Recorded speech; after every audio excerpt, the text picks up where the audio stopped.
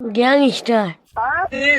বাবু ভগবানের নামে কিছু দাও। ভগবান? আমি ভগবানে বিশ্বাস করিনি, আমি নাস্তিক। তাহলে তোমার বাপ মার নামে কিছু দাও। বাপ মা? আমার বাপ মা নাই, আমি অনাথ।